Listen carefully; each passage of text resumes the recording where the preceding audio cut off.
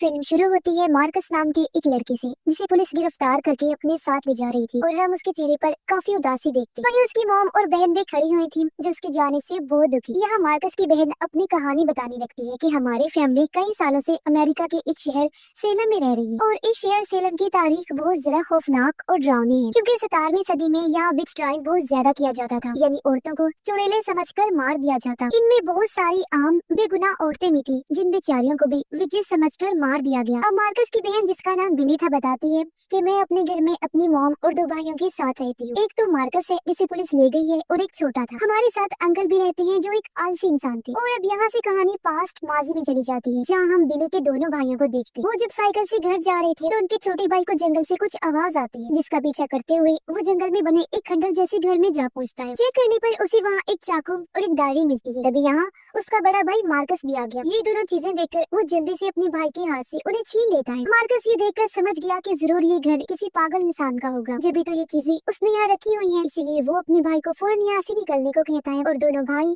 घर के लिए निकल जाते हैं। रास्ते में 2 लड़के इनकी बहन बिनी के बारे में उल्टी सीधी बातें करने लगी, जो सुन मार्कस ने तो नजरअंदाज कर दिया, लेकिन छोटा भाई उनसे झगड़ने लगता है। पर जब वो ज्यादा गलत बातें बिनी के बारे में बोलने लगी तो इस बार मार्कस को भी गुस्सा आ गया। वो भी उनसे लड़ने लगता है, जो देखकर उसका छोटा भाई खुश हो गया कि मेरी तरह ये भी बहन से प्यार करता है। ये जब घर पहुंचे तो मार्कस के छोटे भाई को एक बार फिर वो आवाज सुनाई देती है। उसने जब अपना बैग चेक किया तो वही चाकू उसके बैग में पड़ा हुआ था, जो उसे खंडर से मिला था। बच्चा काफी हैरान रह गया, सोचता है आखिर ये चाकू मेरे बैग में कैसे आ गया, जबकि हम तो इसे छोड़ के आए थे। उसके चेहरे पर परेशानी देखकर अंकल पूछते हैं कि तुम्हारे बैग में क्या है, लेकिन बच्चा इनकार करते हुए कहता है कि बैग में कुछ भी नहीं है। घर में बिली जब अपनी मॉम के साथ थी तो वो उनसे बहस करती है कि मुझे अपने दोस्त के साथ पार्टी में जाना है, लेकिन उसकी मॉम मना कर देती है कि नहीं, तुम नहीं जा सकती, क्योंकि तुम्हें अपने भाइयों का ख्याल रखना है। दरअसल उसकी मॉम काम पर जाया करती थी और बिली उनकी बड़ी बेटी, लेकिन वो मॉम से बार बार जिद करती है कि मुझे हर हाल में जाना है। तभी घर में मार्कस और उसका छोटा भाई भी आ जाते हैं, जहाँ बिली और मार्कस की आपस में बहस हो जाती है। उनकी मॉम बिली को डांटते हुए कहती है कि खबरदार अगर तुम घर से बाहर निकली तो। इतना बोलकर वो काम पर चली गई। बिली के भाई को एक बार फिर वही आवाज आती है। हैरत वाली बात कि वो सिर्फ उसे ही सुनाई दे रही। तो परेशान होकर वो अपने कमरे में चला जाता है और उस जंग लगे चाकू को साफ करने लगता है। देखने से लग रहा था जैसे पता नहीं कितने साल पुराना है। चाकू पर लिखा था कि मैं गेम खेलूंगा, और जैसे ही बिली के भाई ने चाकू को हाथ लगाया, उसे माजी की अजीब डरावनी चीजें नजर आने लगती हैं। हर तरफ औरतों की लाशें और खून। ऐसा लग रहा था जैसे वो 17वीं सदी में पहुंच गया हो। फिर वो औरतें भी उसे साफ नजर आने लगी और उन्हें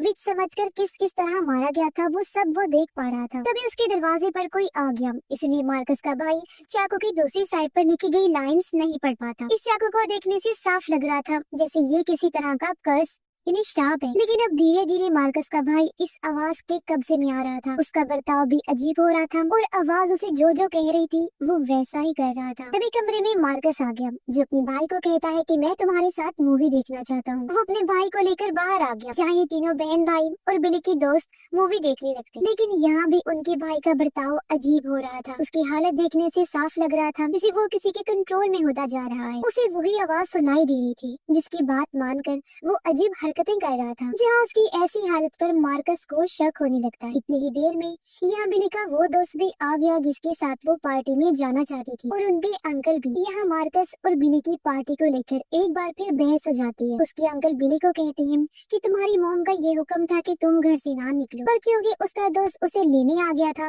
तो अब उसका भी दिल कर रहा था जाने का। इसी बीच हम देखते हैं कि मार्कस के भाई को जो आवाज सुनाई दे रही थी वो दरअसल एक आत्मा थी, जो पूरी तरह उस पर हावी हो गई थी, और वो आत्मा किसी तरह उन सबको वही रोकना चाहती थी ताकि वो सभी उसके साथ एक गेम खेलें, यानी जैसा उस चाकू पर लिखा था कि मैं गेम खेलूंगा। मगर इनमें से किसी को भी उस गेम के बारे में नहीं पता था। तब मार्कस का भाई कहता है कि तुम सबको वो गेम खेलने के लिए घर के अंदर ही रुकना पड़ेगा। अब मार्कस अपने भाई की बातें और उसका बदलता हुआ बर्ताव देखकर काफी चौंक गया। वो फिर अपने भाई को कहता है कि मैं और बिली अपने दोस्तों के साथ सिर्फ 2 घंटे के लिए ही पार्टी में जा रही है, तब तक तुम अंकल के साथ गेम खेलकर एंजॉय करो। मार्कस की ये बात सुनकर उसका भाई गुस्से से लाल हो जाता है। वो कहने लगा, ठीक है, अगर तुम पार्टी में जाना चाहते हो तो जाओ, लेकिन उससे पहले तो मेरे साथ लाजमी गेम खेलनी पड़ेगी। अब अंकल भी कह देते हैं कि मुझे भी ये गेम वेम नहीं खेलनी और मैं जा रहा हूँ। लेकिन मार्कस का भाई गुस्से से अंकल को वहीं बैठने को कहकर गेम का हिस्सा बना लेता है। उसे गुस्से में देखकर बाकी सब भी वहीं बैठ जाते हैं, जिन्हें वो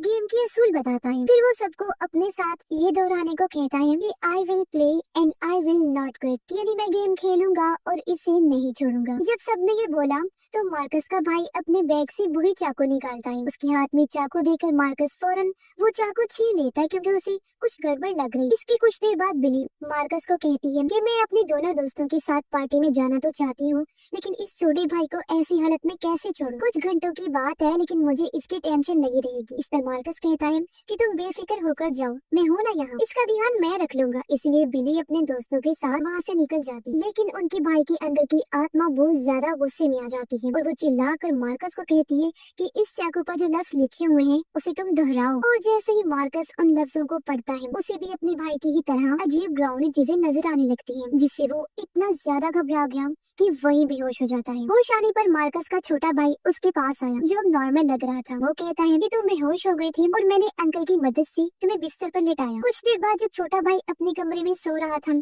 तो तभी वहाँ मार्कस आता है। वो चुपके से उस चाकू को उठाकर वहाँ से जाने लगा। इस आहट से छोटे भाई की आँख खुल गई। वो मार्कस का पीछा करने लगता है ताकि वो देख सके कि आखिर मार्कस क्या करने वाला है। मार्कस ने खुद को एक बाथरूम में बंद कर लिया था और जब वो शीशे के सामने खड़ा हुआ था तो उसे एक लड़के की आत्मा दिखाई देती है जिसके माथे पर क्रॉस का निशान बना हुआ था। उसे देखकर मार्कस भी चाकू से अपने माथे पर वैसा ही क्रॉस का निशान बना लेता है। यानी कि जिस आत्मा ने पहले उस छोटे भाई को पोजेस्ट किया हुआ था अपने कंट्रोल में, उसने अब मार्कस को भी अपने वश में कर लिया था। उसके भाई को मार्कस की फिक्र हो रही थी, इसीलिए वो उसे दरवाजा खोलने का कहता है और जब उसने दरवाजा खोला तो वो अपने भाई की ऐसी हालत देखकर बुरी तरह डर गया। वो भागकर अंकल के पास आया और उन्हें सारी बात बता देता है और जब ये दोनों उसके पास आई तो मार्कस चाकू और रस्सी लिए बाहर चला जाता है। घर के बाहर वाले पेड़ पर मार्कस रस्सी को बांधकर फंदा बना देता है। फिर उसके अंदर की आत्मा अंकल को कहती है कि मैं तुम्हारे साथ हैंगमैन नाम का एक गेम खेलना चाहता हूँ, पर अंकल उसकी बात टालकर उसके करीब जाने लगे ताकि वो देख सके कि आखिर मार्कस को क्या हुआ है कि वो इस तरह बर्ताव कर रहा है। उसके पास आते ही मार्कस के अंदर की आत्मा को गुस्सा आ गया और वो अंकल की गले में रस्सी डालकर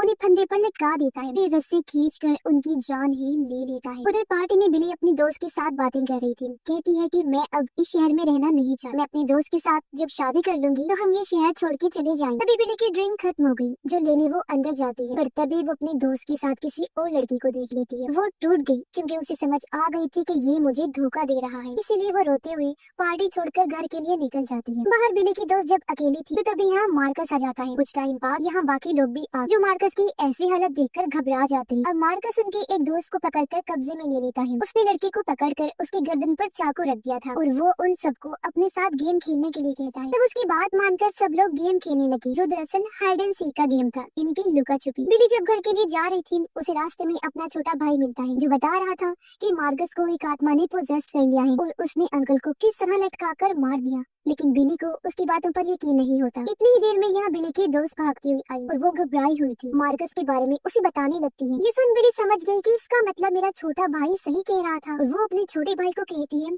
कि हमें किसी भी तरह अपने भाई मार्कस को बचाना हो। तो बिली का छोटा भाई उन दोनों को एक तरीका बताता है कि किस तरह हम मार्कस के अंदर की आत्मा को भगाकर उसे आजाद कर सकते हैं। वो उसे खंडर के बारे में बताता है जहाँ से उसे वो श्रापित चाकू और डायरी मिली थी। वो कहता है शायद डायरी में कुछ लिखा हो कि उस आत्मा को कैसे भगाया जाए। उधर मार्कस के अंदर की आत्मा इतनी बेरहम बन गई थी कि उसने एक एक करके पार्टी में आई सभी लोगों को बेरहमी से मार दिया था। किसी को छत से गिरा कर तो किसी को चाकू से वार कर। उधर वो तीनों उस खंडर में आकर डायरी को पढ़ने लगते हैं जहाँ उन्हें सेलम शहर की सच्चाई पता चलती है कि किस तरह 17वीं सदी में एक बेगुनाह औरत को कुछ लोगों ने चुड़ैल समझ लिया था। वो उसे भी सजा देना चाहती थी उसकी जान लेकर। औरत को काफी मारा पीटा भी किया और उसका एक छोटा बेटा जिसका नाम डैनियल था उसे भी वहाँ के बच्चे बुली करते परेशान करते रहते। औरत को वहाँ के लोगों ने जब जिंदा जलाने की कोशिश की तो डैनियल अपनी माँ को लेकर भाग निकला और वो सब लोगों से दूर जंगल में आकर इस खंडर में रहने लगी। लेकिन कुछ दिन बाद जब कुछ लोगों को उनके बारे में पता चला तो वो जंगल में आकर डैनियल को परेशान करने लगी और उन्होंने ही उसके माथे पर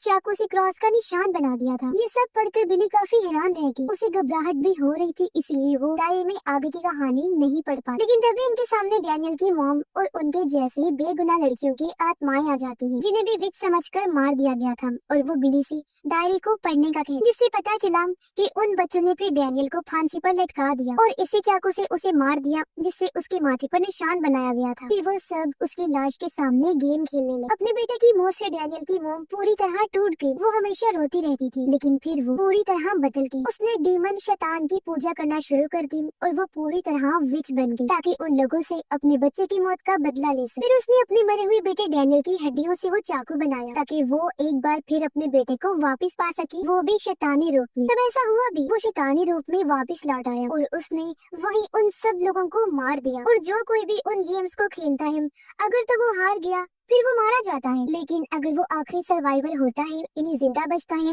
वो गेम का विनर कहलाया जाता है। बिली इधर डैनियल की मॉम की आत्मा से पूछती है कि अगर हम इन गेम्स में डैनियल को हरा दे तो क्या हम सब जिंदा बच सकते हैं। ये सुन वो आत्मा जोर जोर से हंसने लगी। फिर कुछ देर बाद वो वहाँ से गायब हो जाती है। अब बिली अपने छोटे भाई और दोस्त को कहती है कि हमें डैनियल के साथ गेम खेलनी ही होगी ताकि हम अपने भाई मार्कस को उसके चुंगल से बचा सके जिसने उसके जिस्म पर कब्जा किया हुआ है। बिली फैसला करती है कि हम उसके साथ टॉर्च गेम खेलेंगे क्योंकि उस गेम में उनका छोटा भाई बहुत अच्छा था। टॉर्च गेम में इसकी रोशनी जिस पर भी पड़ती है वो गेम से आउट हो जाता है। कुछ टाइम बाद जब भी घर पहुंची तो उनका छोटा भाई मार्कस को कहता है कि मैं तुम्हारे साथ टॉर्च गेम खेलना चाहता हूँ, जिसके लिए वो मान भी जाता है। फिर जब गेम स्टार्ट हुई तो उनका छोटा भाई अपनी टॉर्च लेकर मार्कस को ढूंढने लगता है। उसने घर की सारी लाइट्स भी ऑफ कर दी थी। अचानक उसे किसी के कदमों की आहट सुनाई देती है। चेक करने पर वहाँ मार्कस ही था। उसे देखकर जब उसने रोशनी मारी तो मार्कस का पैर बुरी तरह जलने लगता है क्योंकि उन बच्चों ने डैनियल को जलाकर मारने की भी कोशिश की थी। इससे मार्कस को काफी तकलीफ होने लगी और अपने भाई को इस तरह तड़पते हुए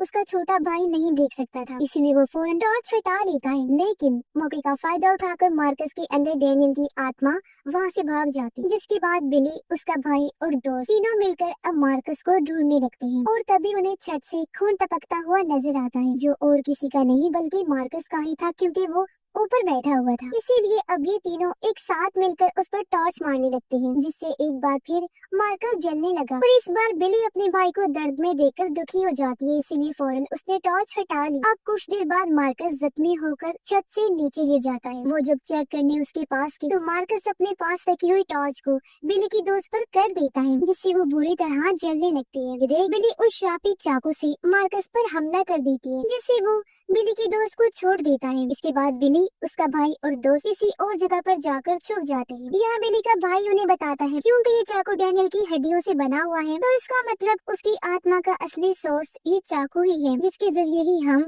इस श्राप को खत्म कर सकते हैं। कुछ देर बाद मार्कस यहाँ भी आ जाता है और वो अपनी ताकत से छोटे भाई को हवा में उड़ाने लगता है। ये देख बिली को गुस्सा आ गया, इसलिए वो चाकू के ऊपर लिखे गए श्राप को पूरा करने लगती है। इससे होता ये है कि डैनियल की आत्मा मार्कस के जिस्म से तो निकल गई थी, लेकिन अब वो बिली के अंदर आकर उसे पोजेस्ट कर लेता है। यहाँ बिली भी कई सारी आत्माओं को देखती है जो उस पर हमला कर देती है, और अब बिली भी आत्माओं की दुनिया में पहुँच जाती है, जहाँ वो डैनियल पर हमला कर देती है ताकि उसे खत्म कर सके। फिर अचानक ही वो असली दुनिया में वापस आ जाती है। वो सबको बताती है कि मैंने डैनियल की आत्मा को तकरीबन खत्म कर दिया है, लेकिन तभी वो अपने हाथ पर लगा हुआ खून देख लेती है, जो और किसी का नहीं बल्कि डैनियल का ही था, जो भी अभी उसके हाथ पर लगा था, जिसके साथ ही खून से भरे हुए हाथ दीवारों पर भी लगने लगते, जिसका मतलब था कि आत्माओं की दुनिया से न सिर्फ बिली वापस आई थी बल्कि उसके साथ साथ डैनियल भी आ चुका था, और उसके खून के धब्बे पूरे घर में फैलने लगते हैं। ये लोग भागने का सोचते हैं, लेकिन किसी तरह डैनियल मार्कस और उसके भाई को अलमारी में बंद कर देता है, जहाँ मार्कस को बुरा लग रहा था। उसे अपने किए का अफसोस हो रहा था क्योंकि पोजेशन की हालत में उसके हाथों